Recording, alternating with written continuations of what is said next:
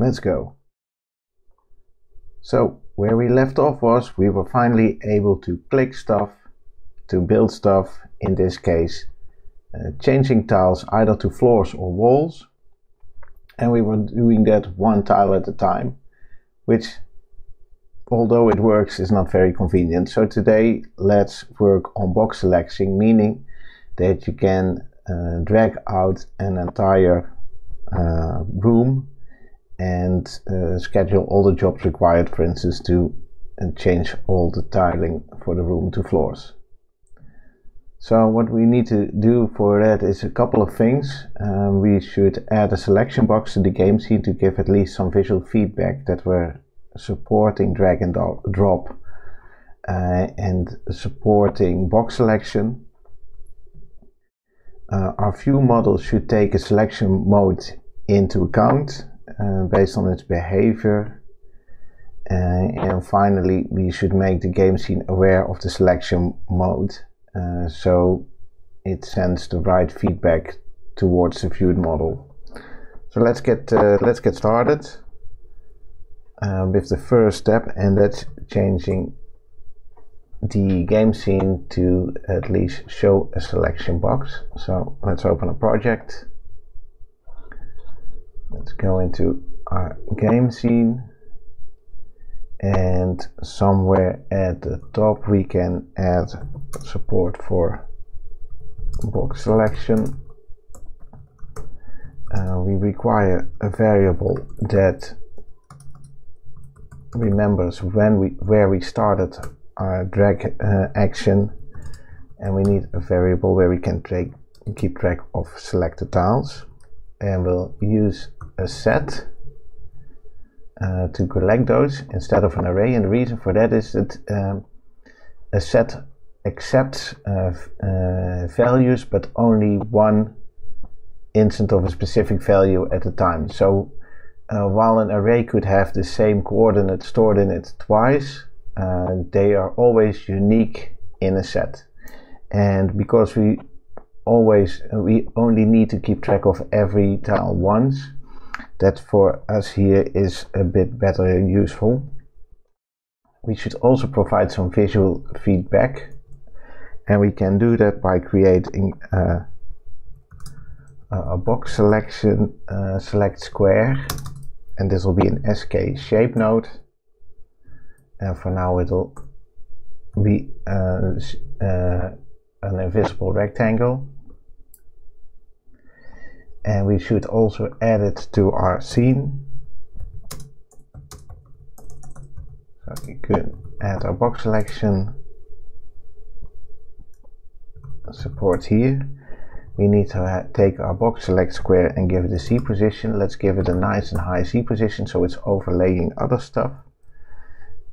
We should give it a stroke color so it stands out nice, for instance green, and let's fill it with a clear fill or completely transparent fill.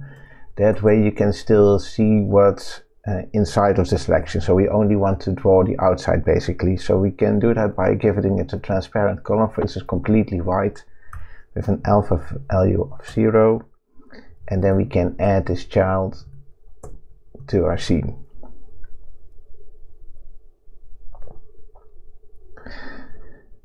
So let's first go to, we won't do the final implementation just yet. We'll just see if we can at least view the box on the screen. And to do that, what we'll do is once a touch starts, that's at touchdown, we'll say the box select square is hidden is false. So we will show it here, and we'll set the start drag position to using the scene pointer vector function for the position that was passed in here. And then when the drag changes, so basically we're dragging around, and that creates events each time you change the mouse position. This one gets called touch moved, and we can use this one to update our selected tiles and update the the box selection. It takes a bit of code, but let's just go through it. So we need to convert the position that was passed in, that's the current mouse position in the screen, into a vector. So we call that one drag coordinate. And then we need to determine the bottom left and the top right coordinates of the box we want to drag out. And so the bottom left one will be a vector, and it will take an x and y coordinate. And the x coordinate and y coordinate depend a bit on which direction you want to drag in, because the bottom left always needs to have the lowest x and the lowest y value. But if you would drag the other way around, you can't just look at where you started. You need to take into account that, for instance, somebody might drag from right to left. So to do that, we use the ternary operator, and we check if our drag coordinate x is at least larger than the drag coordinate or the start coordinate x. If it is, then we use the drag coordinate x as the bottom.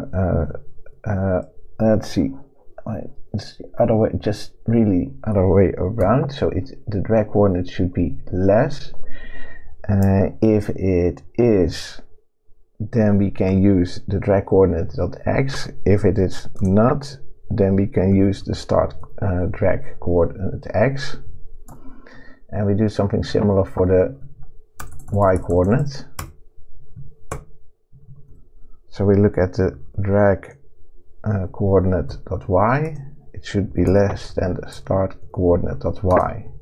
If it is, then we can use the drag coordinate .y. Otherwise we use the start drag coordinate .y. And we do something similar for the top right coordinate. So that again is a vector.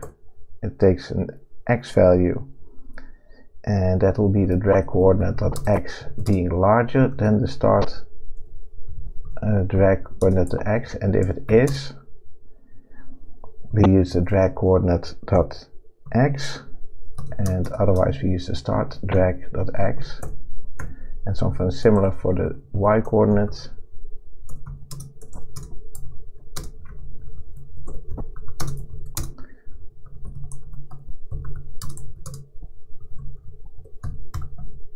And we now have our bottom left and our top right coordinates. Now we have those, we can go, for instance, go through each row from the bottom left .x or the bottom left .y to the top right .y. And we go for each column in the bottom left .x towards the top right .x. And then we can say the selection tiles .insert a new vector with the x value of c and the y value of r. And this update the selection tiles set here. I am going to rename this one to selected tiles. That probably makes a bit more sense. So this one is updated. Now we also want to update the box selection square, and this one is a vector. So what we need to do is we need to convert the vectors for bottom left and top right to points. And we can do that using our vector to scene point function for the bottom left, and the top right point will be a vector to scene point for the top right. Then we need to determine the width to create the rectangle, and the width will be the maximum value of a CG float for the top right point .x minus the bottom left point .x or 1, so we want to this makes it at least 1 wide, and we do the same for the height, but then with the y value, because if you're dragging straight up, for instance, this might become 0, and then you won't see anything. So giving it a 1 here makes you see at least a line. Then we can convert this into a path. This will be a CG path, and it will be a rectangle that has an x value. This will be the bottom left point of x, and the bottom left point dot y. The width will be width, and the height will be height, and we don't need to pass in any transform matrix. Then we can say box select square dot path equals our new path, and this should make it so that you can drag around. Finally, when you let go of the button, we want to make sure that our box selection square is hidden again, and we close out our selected tiles. Let's see if this at least gives us some visual feedback, but it won't be really doing anything yet, because we haven't hooked it up to our ViewModel or a world or anything.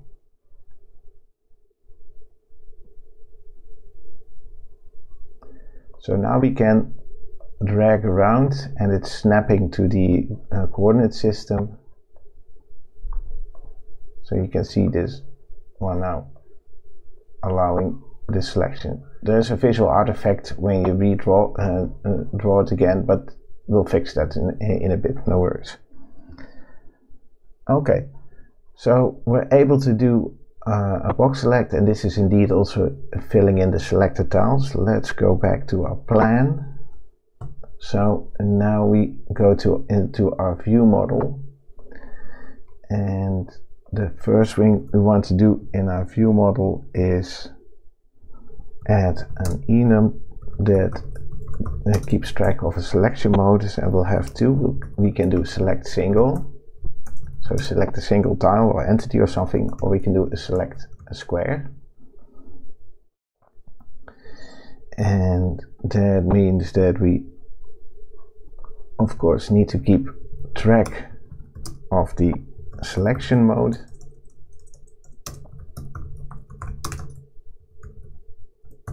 And we'll default it to the single, and we need to keep track of select tiles. This will again be a set of tiles.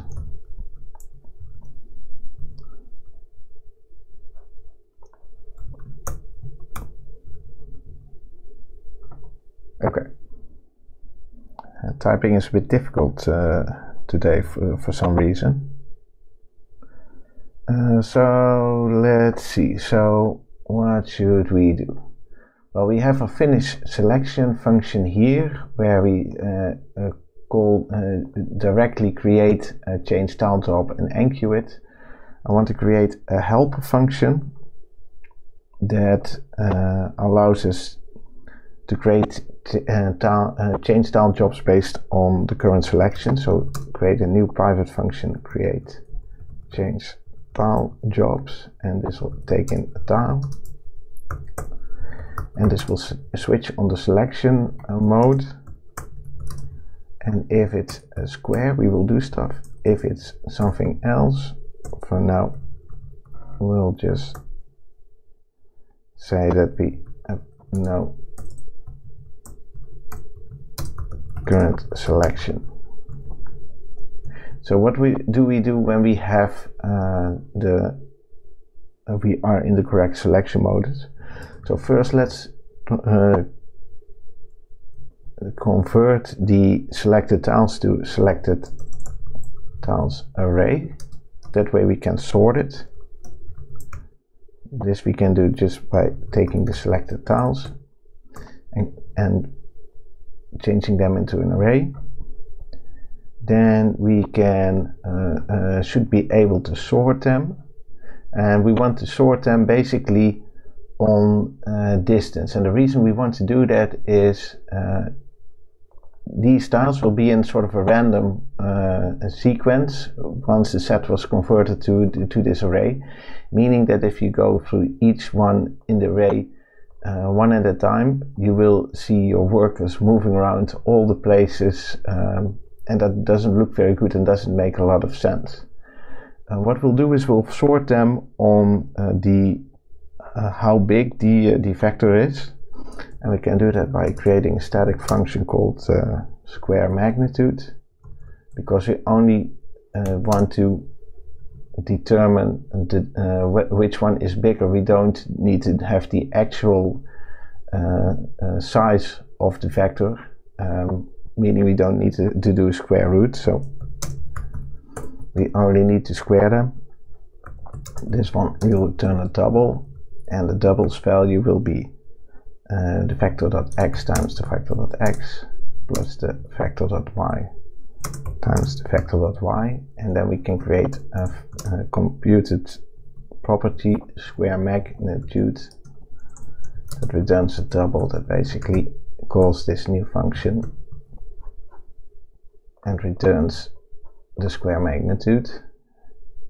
Now in the view model we can create a sorted selected tiles array, and this one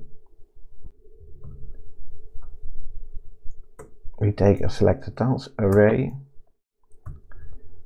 we sort it, and we pass in two vectors to compare, vector 1 and vector 2, and we return whether the square magnitude of vector 1 is larger than the square magnitude of vector 2. So now they get sorted by size. Then we can go through each position in the sorted selected tiles. Then we create a new job, a change tile job for the tile passed in at the position that we just were working for, and then we take the world, we enqueue this new job.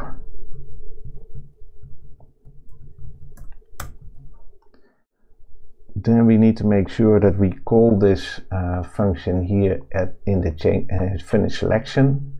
So we have a case change tile here. What we'll do is we'll say create change tile jobs for this tile.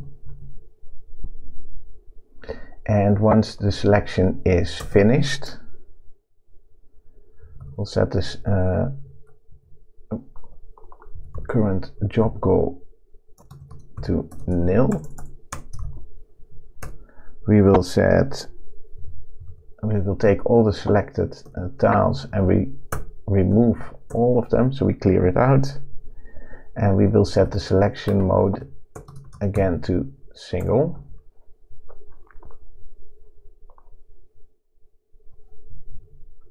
This needs to be self because we have the unwrapped version here, so we need to have the actual variable version. Let's see, this should, we're almost there. We need to make sure that we also set the correct selection mode in the build model menu. So here where we're setting the current job goal, we can also go view model, selection mode, and set it to select square, and that should be it for the view model.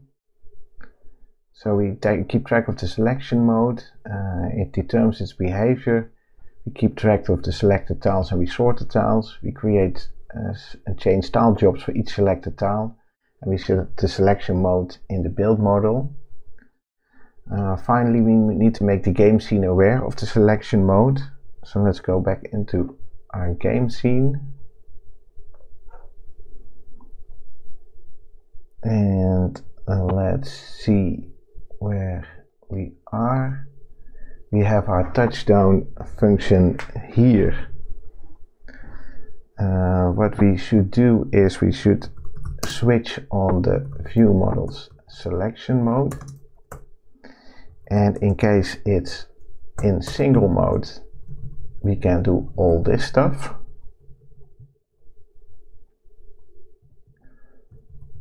If it's in square mode we do something slightly different.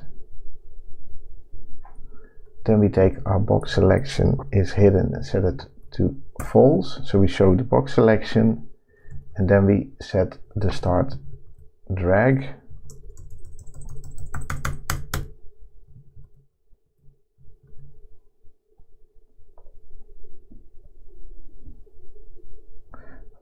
So let's see, do we have what we need? We have the node. Yeah, this stuff should all be the same as it was. Let's see, then we have the touch moved function. This one should also be aware of the selection mode.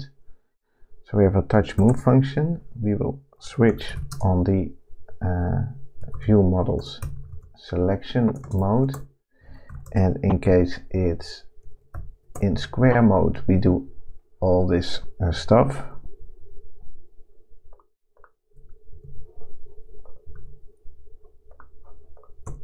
And if it's not, we don't do anything, because then we're not really dragging. And then we have a touch up function that's already here. The only thing I think we need to make sure is that we have our selected tiles set. We should also take us a ViewModel, take our selected tiles and set it to selected tiles. Let's see if this works. So we can still select the worker, we can build, and let's see if we can draw out a bit of floor here. So look, they're starting to work and they start building this flooring. Let's see if we can draw out a wall.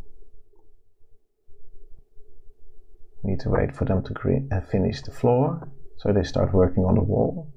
We can still select the various workers. So that seems to work. Let's see if we can draw out a 2x2 square here.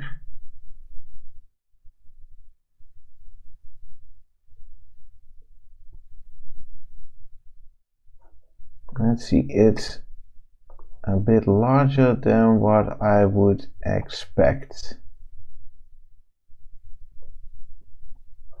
And that could be because if I change this one around, we should definitely make sure that we clear out selected tiles before we add the new ones. Otherwise we are just adding more and more to them. So let's see if this helps. See if we can do a nice and small 2x2. We'll work on visualizing what we select a bit more in the next episode, but at least this is now working. Okay, cool. This is enough for now. Let's see. So next time I want to visualize the scheduled jobs, because if you run the game currently and you have done some selection here, you don't really get any feedback that the jobs were enqueued. You just see them being performed, but you don't see whether there are any jobs enqueued here. So that's something I want to fix for next time. So thanks for watching and have a good day.